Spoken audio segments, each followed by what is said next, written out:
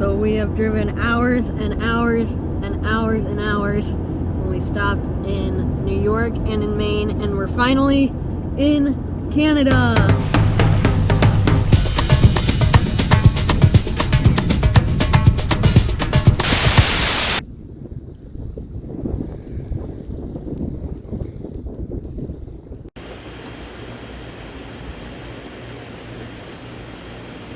We are in Alma, New Brunswick, and we're by the Fundy National Park, and according to the signs here, this has the highest tides in the world.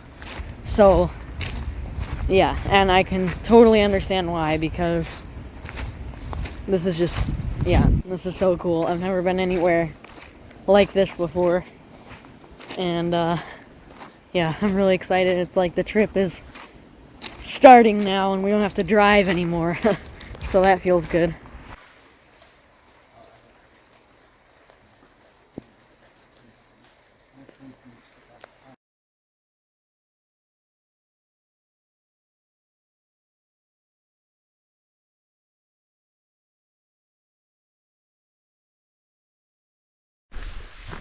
It's our first miles of hiking in Canada, and it's been pretty cool so far. I've been liking this national park. We went to stop for a bite before we set up our tent and everything, and now we're doing the first hiking trail.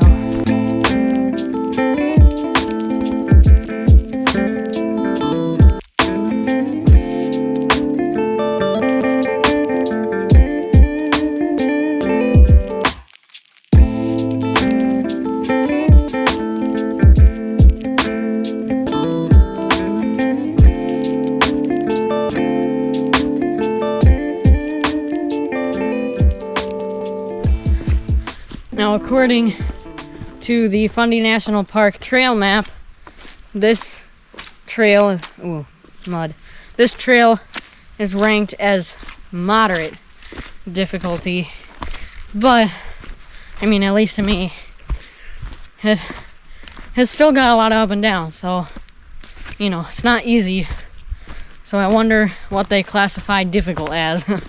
And this is the east too, so doesn't always have those nice, smooth, easy, or easier grades like the west does. It's just, a lot of times it's just up and down.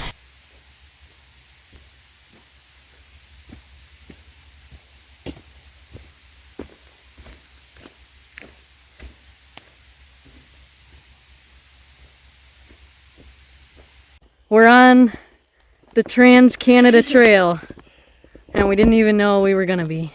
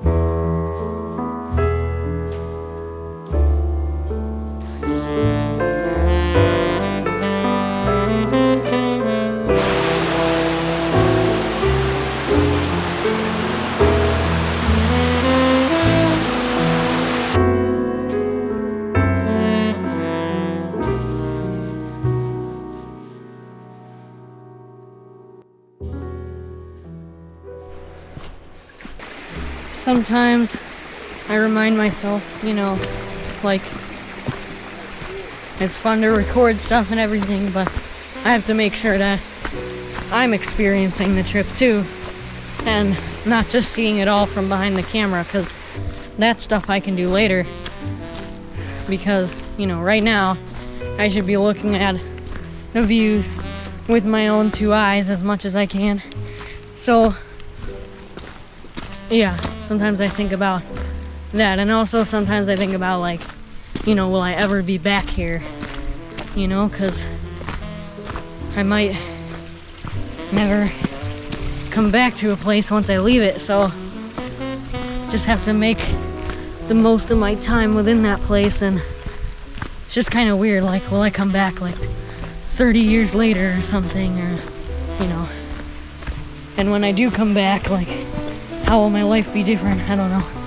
Kind of weird to think about.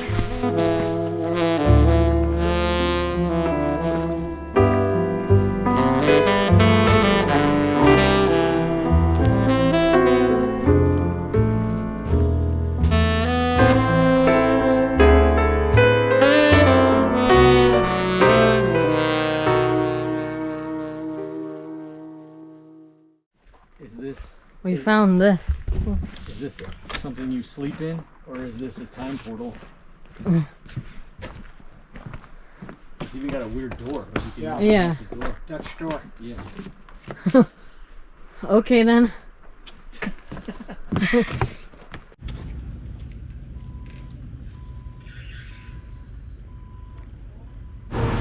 Already out. We woke up today in a puddle of water in the tent. Yep. And both Dad and I's phones have notifications on our phones that the USB port has moisture in it, and we're having trouble getting the water out of it, and a lot of our stuff is wet. Everything's wet. We're gonna have to take everything out of the tent so that the tent can dry, or not completely dry, but the best it can. And yeah, we're still deciding if we're gonna go hiking today. We definitely forgot about biking into town, and now we're just walking over to see the high tide.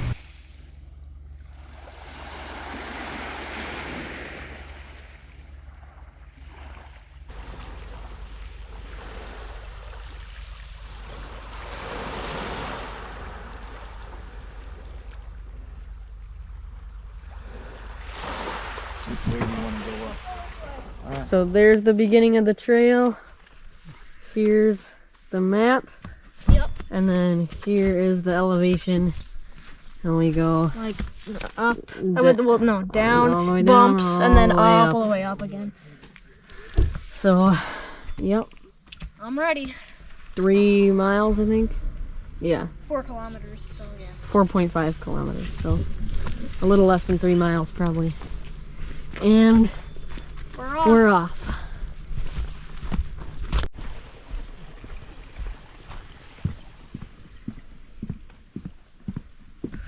We're out here on Matthews Head because I wanted to see more of the bay, because, you know, at home I don't really get to see that ever. I mean, yeah, I don't really get to see any of that sort of stuff at home in Illinois.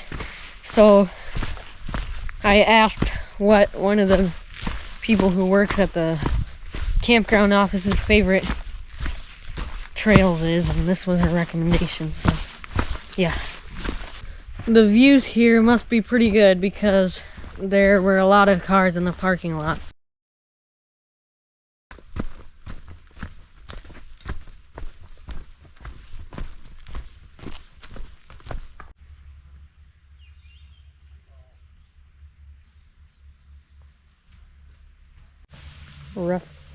Rough patch right here.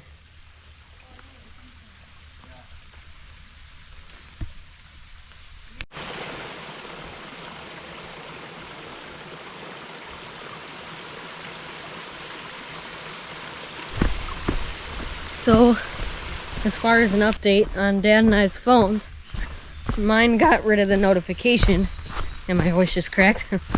Mine got rid of the notification that says that the USB port has water in it, but Dad's was low on battery and his phone died, so he can't even see the notification to tell if the water's in there or not. So yeah, he's gonna have to just chance it. And then Uncle Norm stayed back, so he's just back at the campsite right now.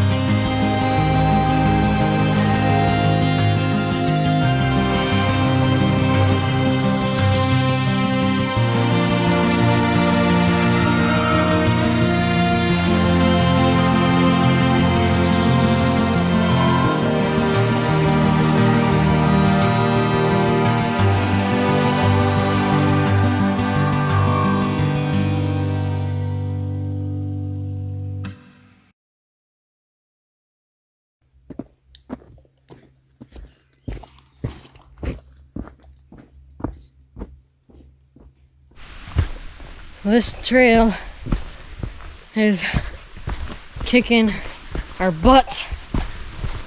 We turned around after a little bit on this side trail because we don't want to go too far.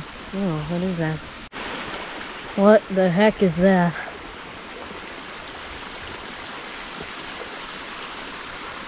I don't know what that is.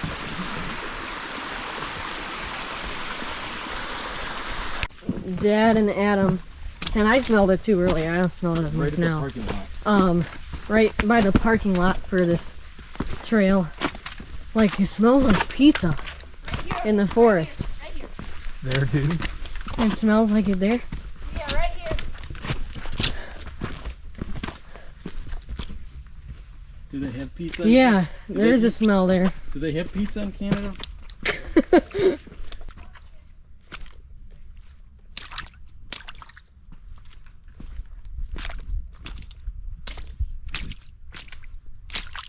This trail is pretty muddy and wet right now. Lots of puddles and mud, which makes sense because it just rained. But yeah, I'm really glad I brought my boots on this trip. I almost didn't bring them on this trip at all.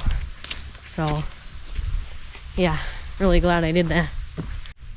So here you get two choices. You can either go this way or you can go this way.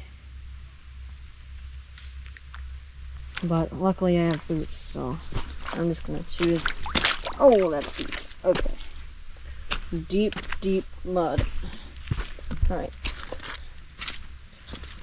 My shoes still haven't gotten wet. I'm gonna step onto this rock. Holy cow! Ah, mud all on my boots now. That mud was so deep. Yeah, you gotta watch your stepping. Alright. Operation Don't Get Your Feet Wet failed.